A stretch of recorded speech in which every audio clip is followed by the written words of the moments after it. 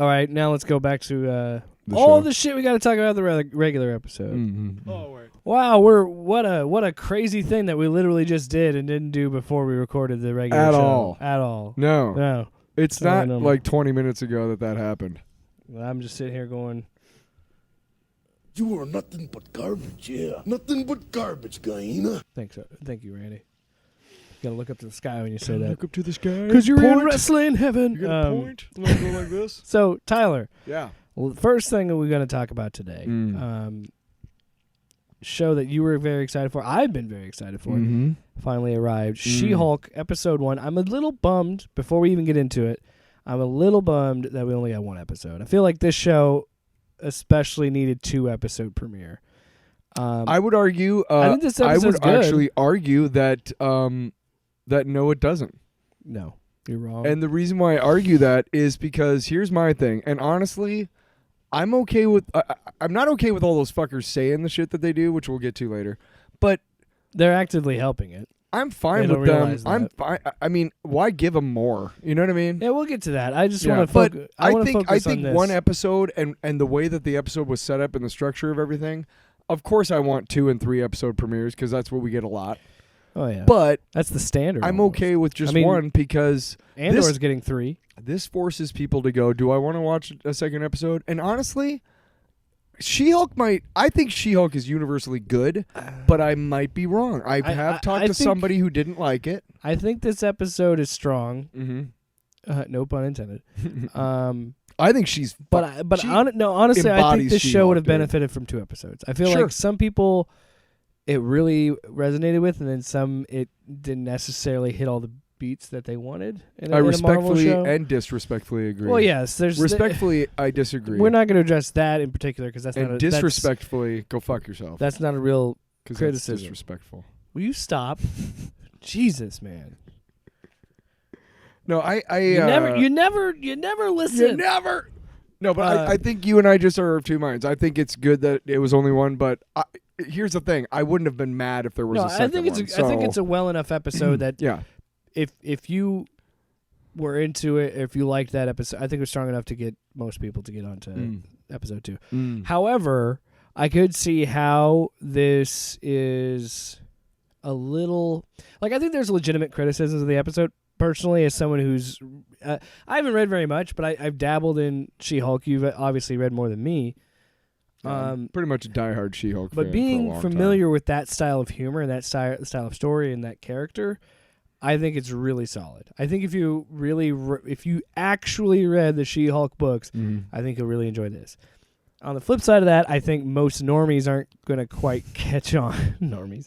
But you know what I mean? Like people Yeah. that maybe read Well, the guys that are freaking out that Not- they're and like, I'm not "How is s- she good already?" I'm not saying anything of like people that don't read No. comics. I'm just saying in general that people that do read comics but don't necessarily don't know much about She-Hulk.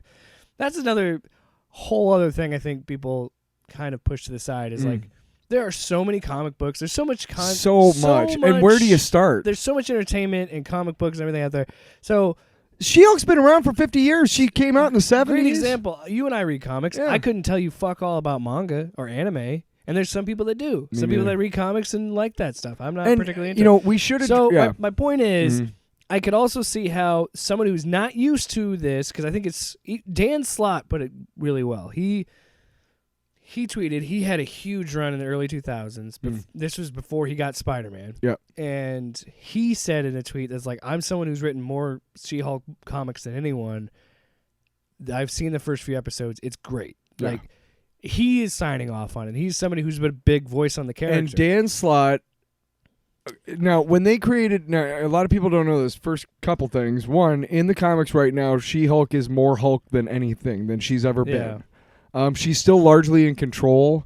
I think she actually has finally reverted back to regular She-Hulk, but for a while she was like a bigger female bodybuilder she was style. a bulkier She-Hulk. And she talked like kind of broken sentences and stuff too. And she actually had some issues with rage. yeah.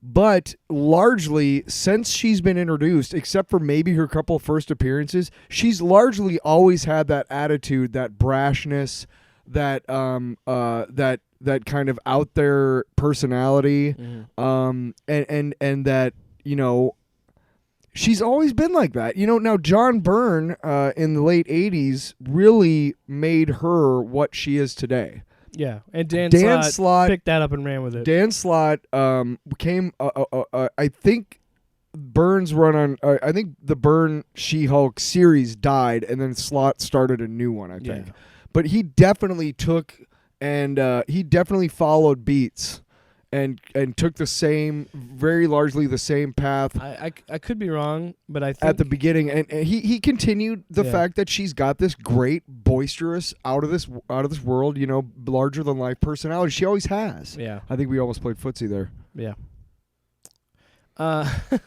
Scary. I could be wrong, but I think all of Slott's run is up on Comixology. If you have that.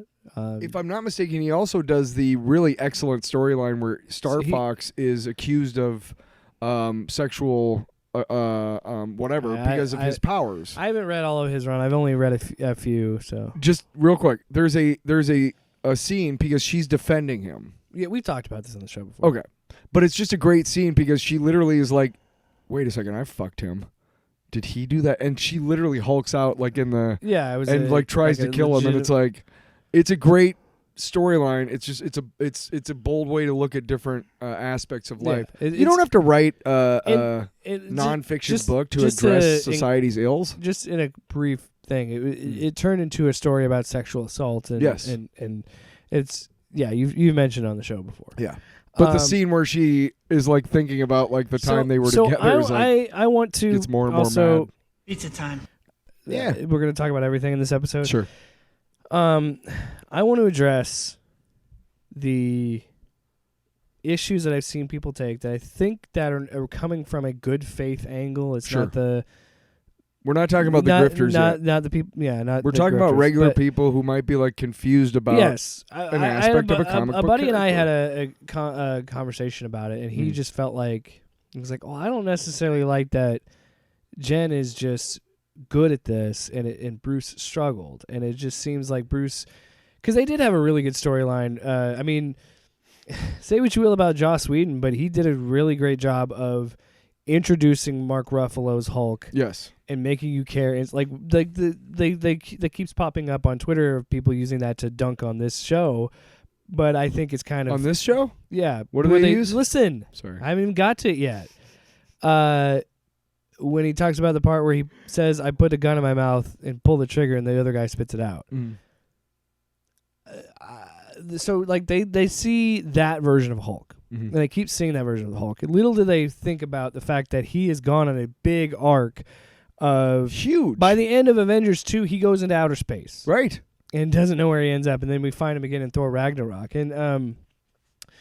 And I do love that they touch on it in this show, that he is dealing with PTSD and he does special meditation and training, and like, because he's a victim of trauma. Everybody that he's loved, just like Thor, and that's the thing. Thor's dealing with it in a different way than Hulk is, but they're actually showing some growth in these characters. Yes, and something you folks should try.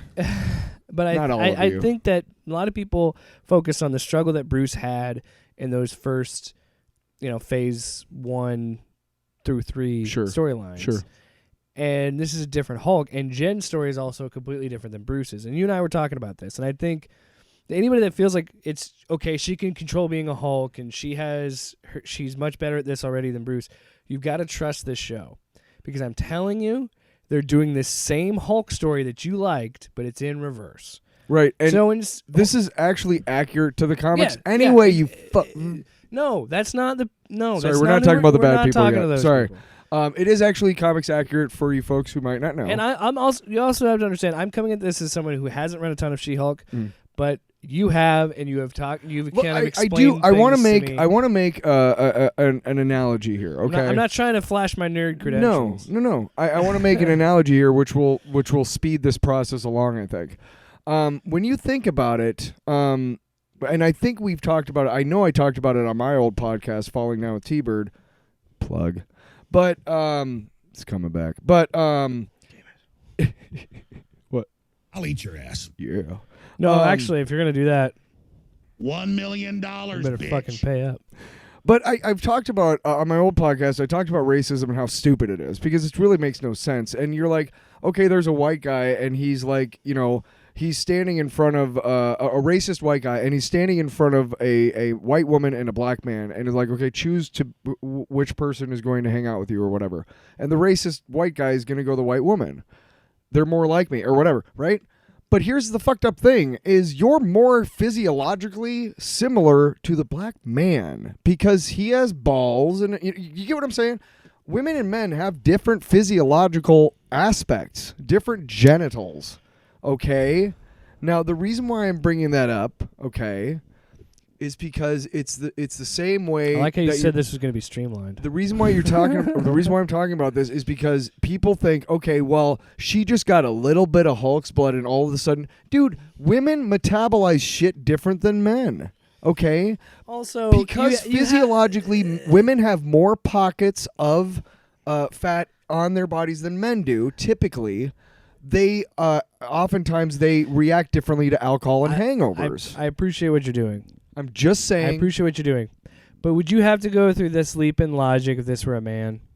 No. Would you have to go through the all this work to explain it if she were a man? No, and I hate that I have to explain it, but at the same time, it makes sense at least for those people who are like, huh? Well, maybe. Have you ever... See, but that's what I'm saying. That's my. I'm going to blend it in here because that's my attack on chuds, and on people that are legitimately like questioning like why did it take him 15 years to get to this point? Why does she do it? People are different.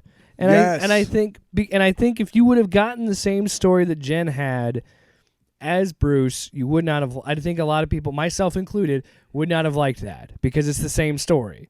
So you can't have it. You can't have it both ways. You have to have her to be different than him. And like I was saying before, we went off to that other avenue of the conversation. I don't want to say off track, but it made sense to the grander scheme of things. But before we kind of diverted to the other direction. Did you have to say he's got a balls and dick and everything? I mean, that was just enough. I mean, exactly. But again, it is the same. This is what's cool this is expanding and showing you what it means to be a Hulk. Not what it means to just be Bruce, not what it means to be Jen, what it means to be a Hulk. In the process of doing that, you are telling her story, the same story, in reverse. So people are going to like her as She-Hulk. Right. People hated Bruce as Hulk. People like Bruce. They don't like the Hulk. Nobody cares about Jen now. They're gonna want a piece of the She-Hulk, and this is also comic accurate for those of you who don't know. So I'm sorry. What I was getting at too with that is the whole arc is going to be her accepting She-Hulk as a piece of her. There's a great. There's a great graphic novel by John Byrne back in the day. Just like Bruce has to accept that Hulk is a piece of him. Right. But there's a great graphic novel. There's some iffy stuff, but basically she gets captured by S.H.I.E.L.D. on some trumped-up charges, and they interrogate her using interrogation techniques, and through that, she becomes stuck as She-Hulk. And this is like early 80s, okay? So maybe like 8-10 years after she's been introduced. And she has regained the ability to change back and forth, but for a long time in the comics, she couldn't. And the graphic novel actually touches on how great it is that she can't, and how she actually kind of embraces the fact that I'm She-Hulk all the time now. And there's nothing I can do about that. But you know what? I like being She-Hulk. I'm still Jen, but honestly, I like being 6'8" and green and having these strong. Yeah. I like being, just every man's fantasy. I like it. I think there are legitimate questions on that because it's like, okay, it can't. To some people, it does look like you're introducing this new character and you're making them great right away. And I'm like, again, that's the point. Because her journey is going to be arrogant, and she's going to be more about. Yeah, I get it. That is a trope that is in the MCU. Tony Stark, Doctor Strange. Those two are very similar, and Jen is a different kind of arrogant than those guys. But the cocky asshole has been used quite a bit in the MCU, so I could see people. I don't really look at her as a cocky asshole, though. I look at her as honestly a woman who knows what it takes to be a successful woman in our society. Yes, and that means not taking shit. But the reason I say that she's cocky and arrogant is how she treated Bruce, and in a sense of like he was trying to train her, and she was taking it as I'm just fucking around with my cousin. Actually, maybe she was taking it as he was trying to mansplain to her, and she was like, "Go fuck yourself." Oh my god! Don't do that. Really? Don't fucking do that. Why not? Why can't? Don't be the like. Isn't the don't speech? try to out fucking lib me. Isn't the speech? I'm not truly, but isn't the speech that she gave indicative of the fact that she was kind of like, "Stop trying to fucking tell me this. I am one, and I know how to do it." No, I think You don't? No, I read it as I don't care. I was definitely not trying to No, show but my this- SJW card, by the way. I was just No, just looking at it from a different perspective. I disagree. I think the arc or what they're trying to do with her is say that like she doesn't care. I disagree. I do think you were trying to outlive me, you fuck. Yeah, you fuck.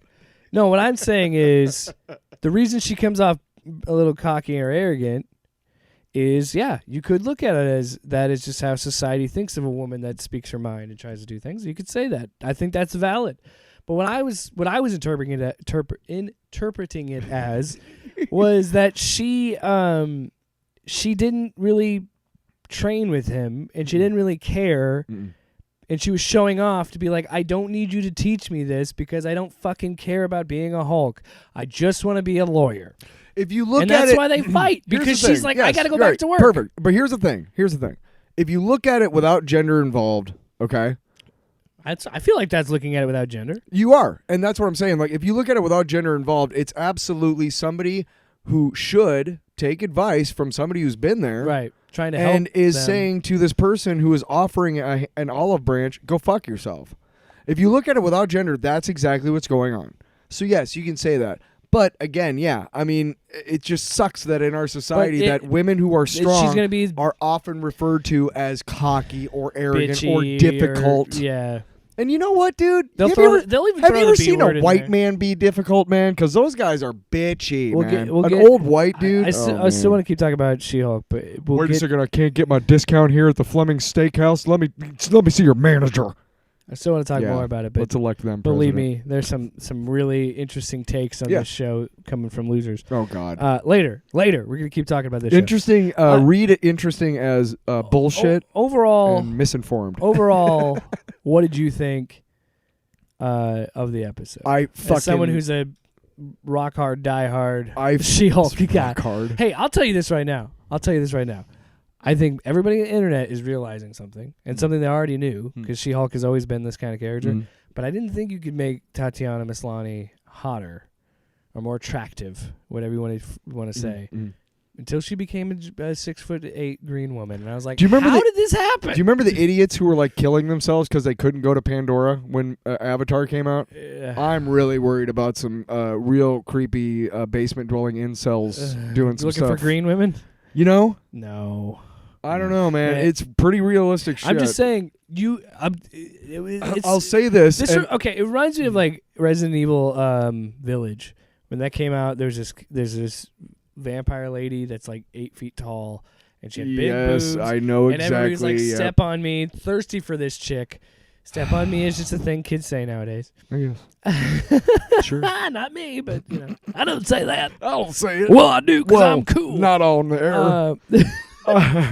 No, but they're like super horny for this chick. And again, I am not surprised that in an athletically built 6'8" woman, there's so many people I'm gonna horny have to posting. say. I'm gonna have to say something. And CG looks that good. You by the got way. it. You got to not step on this because this is embarrassing. Well, we've already had. When this. I I don't want to talk about this because we've already talked about it. We've already talked. Have I talked about it on the air? Yes. Oh. Okay. Fine. I got nothing to say then. I don't want to. I'm embarrassed for you. Why? I don't want to hear this story. I came of age when I was going through You puberty. came all right.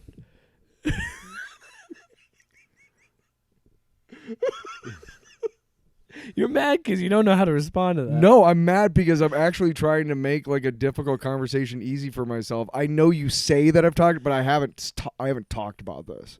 Oh God. Okay. No, just calm down. I It's not just going to be don't a want- weird and all fucked up. Around 11, 12, 13, I started going, obviously around those times was the times I started noticing and women and started finding, dad's stash of, Playboys and penthouses and shit. And all that stuff. And I obviously, like we all did, don't fucking act like you didn't. We all learned how to play with ourselves and go, oh, that's great. And there were a lot of us who kind of went overboard on it. But the point is that before there have been times when I was younger that I didn't have any pornographic materials to go after. Okay. Yeah. Once I had to use like a Good Housekeeping. I've had to do that before. I think we all have. What is this, Step Brothers? Look, you use what you got. And you jerk off to the tables and chairs? What? Good Housekeeping. No, there's ads with lady. Like bra and I'm panties? not going to get into that. I get it. They sell lingerie and stuff. Gotcha. Anyway, there were a couple times we've all that jerked off to the there were a SI couple swimsuit. times that She-Hulk Swimsuit. got me in the mood. Okay, when I was 13, and I'm not going to be shy about saying it. It's not the reason why I'm a huge fan of hers. It isn't, but it is. Stop laughing, dude. I know you think this is a joke. This is not a joke. Okay, this is like very formative for me. Okay. And yeah, for a long time I was embarrassed about it because, like, dude, you literally like became a man to a fictional comic book character. Like, that's creepy and fucking weird. And I'm like, you know what? Quit kink shaming me, motherfucker. First of all, second of all, I'm going through puberty. I was gonna whack it about 7 times a day, whether I had material or not. It just happened to be the material I had was a fucking comic book. And third, I am who I am. You know. And I'm not going to be embarrassed about things that I did when I was younger because you know what? I didn't know any better at that time. So, whatever. The point is, She-Hulk is great. The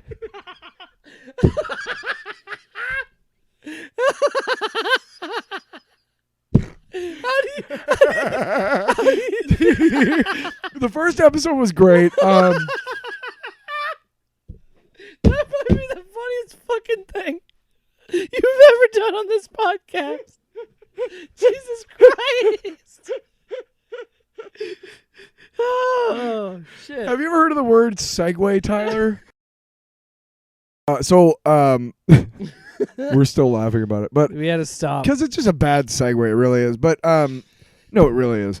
But if you there's a book that you can go get. It's from Marvel and it's called Breaking the Fourth Wall, and it's basically got the first. I think he did the first 8 episodes of the series, and then there's 3 other issues. Did I say episodes? Issues in the book that were done by another team, so they're not as good. But the first 8 issues are fantastic. There's a sequence where she is trying to save these people who are stuck in a TV with her, and she breaks through the comic book page, and she runs across. For those of you who don't know and didn't read comic books, back in the day, they had these American comic book companies, and they're in the middle of the book where the staples were. You saw they basically had price lists for all back issues of all types, all of them, everything. And if you read through the back issue thing that John Byrne made up, it's really funny because like you see X-Men, and it's like X-Men #1. Price, you can't afford it, you fucking nerd. Price #2, keep dreaming, pal. It was just really funny. Yeah. But she tears through the comic book page and runs them across this price guide. And at one point, there's an older couple with them, and the guy is holding his shin, and the wife is going, "Are you okay?" And he's like, "I think I just I think I just nailed my shin on the staple." But it's a fantastic writing, fantastic art. I'm actually glad they skewers comics in the best way possible. I'm glad they didn't do it very much in this episode. Mm-hmm. I'm glad the fourth wall breaking was. I think you're right. Was perfect. Daredevil beating her to the screen, I think, hurt her because technically she was first. Lawyer show of doing that was my favorite part. Okay, lawyer show. Yeah, but no, and I thought that was a creative way to do the origin of having her being like, okay, look. So I know she mentioned the Hulk thing. You don't know about that yet. And then, they're having the whole thing. So this takes place after Shang-Chi. We know that because he's wearing the bracelet that he wore in the post-credits of Shang-Chi, which also adds up to why Wong is going to be there because that means Wong is the handler for Abomination, which will be... Or...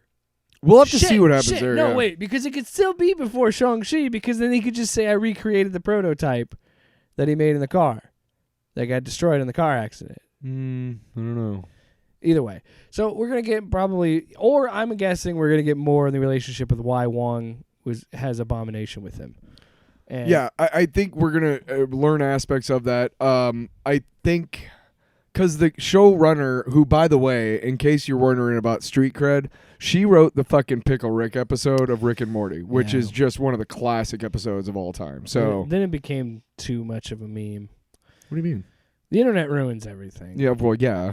You know what? I'm blissfully unaware of all this, so I still love that episode. Anyway, no, it's fine. But I haven't watched. She did Rick come and out Morty and forever. say, me neither. She did come out and say that it took place after Shang-Chi. Okay. She didn't, and she said by episode 2, I can't remember if it was 2 or 4. In the interview, she said by whatever episode, You'll know more closely where exactly it is on the timeline. Yeah. Okay. Which is when I'm assuming this next episode we'll probably start seeing Wong and Abomination. Which and all is that interesting because I think this is this series that's going to start making the MCU tie back together. And it's also kind of hilarious that it's a comedy show that they're making fun of themselves while doing it. shit. Yeah. It's gonna be the it's gonna be the ambush bug of the MCU, which is great. And any of you don't know who ambush bug is in the DC universe, shame on you. Go look it up. I think it's a good start. I really enjoy this episode. I think, and I was talking to you about this, I didn't realize how much I missed Ruffalo's Hulk until this show. And the end fight was really fun. Yeah. It was fun. And it was fun because you knew they weren't going to hurt each other. If anybody wants to complain about that fight, clearly the Hulk is holding back. I think it's been said in the comics that he is still stronger than her. Yes, very much so. So I think everybody needs to, first of all, who cares? Second of all, shut the fuck up. Because we were talking about the boulder. And this is why I said the thing where I had to stop you, because you're going through all this scientific explanation between it. I'm like, why are you bothering? It's fucking comic book science. I know. But no, because, and again, I could see how people could view it as they're building her up and kind of standing on his shoulders instead of having him take her, I get that too. And I can see that, but again, sure. Still comic accurate to who she is. It's still the first fucking episode. Let's watch more of this show. Right. And going back to like the boulder we talked about off the air, how you were like he threw the other one out of the out of the atmosphere. orbit. But here's the thing: in the previews, all they showed was him throwing one and her throwing one farther. So that was the first one, and then these fucking cucks and chuds. That's all they fucking saw. They didn't watch the goddamn episode, and they were freaking out because God forbid a woman's better than you at anything. Oh my dear God! Yeah, we'll get into that right now. I've never been upset when a woman is better than me at something. No, unless it's like attracting other women, because then it's like, well, and I wouldn't be upset. I'd just be like, hey, can I? How do you do it? It's not fair. Women are just prettier than men. It's not true. fair. That's true. Yeah, that's true. It's just facts. It's just. I thought you were just saying I was just fat. You're just fat. Really, me. You're just a fat turd, Tyler. Chubby old me calling you fat would be rich. Chubby old me. I could say a really bad misogynistic joke that I won't. Because you're not that.